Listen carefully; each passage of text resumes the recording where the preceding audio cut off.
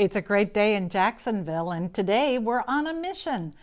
We're here with Frank Castillo, who is the Executive Director at Feeding Northeast Florida, and it's a pleasure to have you with us here, Frank. Thank you. It's a pleasure Thanks to for be being here. Absolutely. Appreciate it.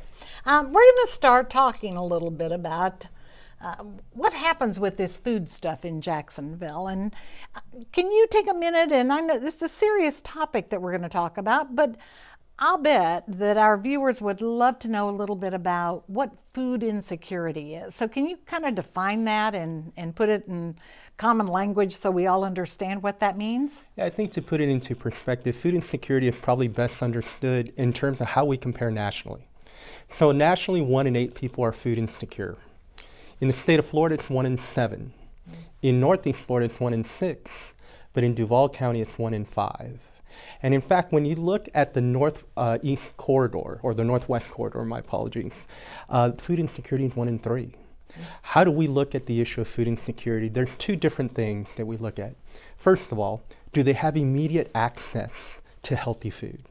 And even if they do... And healthy is that key word there, right? Absolutely. Okay. Because in many areas in Duval County, healthy food is not readily accessible. In addition to that, even if it is accessible, we look at the issue of affordability.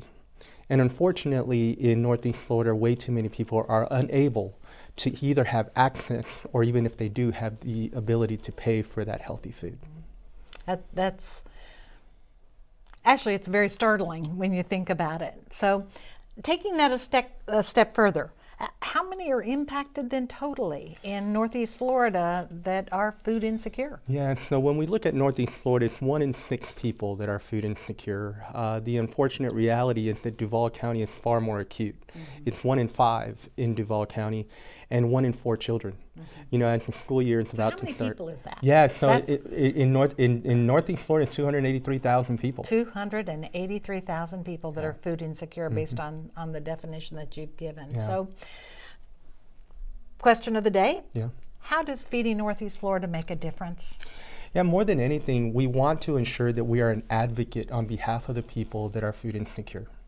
Food insecurity affects a lot of different people, and more often than not, people have a misconception of what food insecure people look like. Many people think about the homeless, and they are certainly a component of that, and a very important component of that. But the reality is that when you look at the ability to afford to live in Northeast Florida, that affordability has continued to go up in terms of the threshold of what people need to make in order to earn a proper living.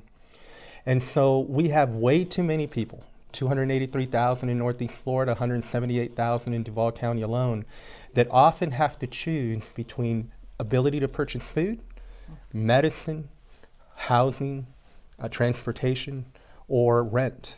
And those choices create a problem in Northeast Florida totaling $160 million. The really interesting part about food insecurity is its impact on health.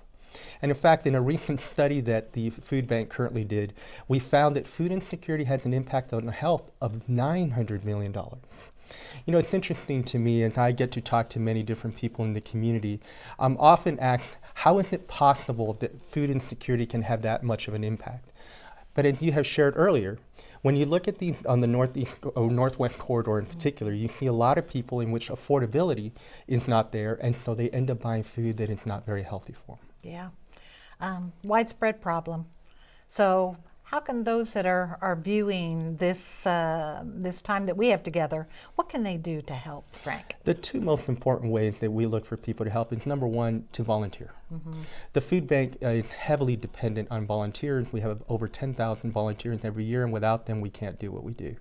And then the second but equally important way to be able to help is through financial contributions. And where can they do that? They can certainly go to feedingnefl.org and click under the donate button and do that. Wonderful. And we would certainly appreciate that. Good, good. Frank, thank you so much for being here today, and thank you for sharing a little bit about what happens in our community when it comes to healthy eating and its impact on the community and on the people. So our mission is accomplished today, and I look forward to seeing you next time. Thanks, Frank.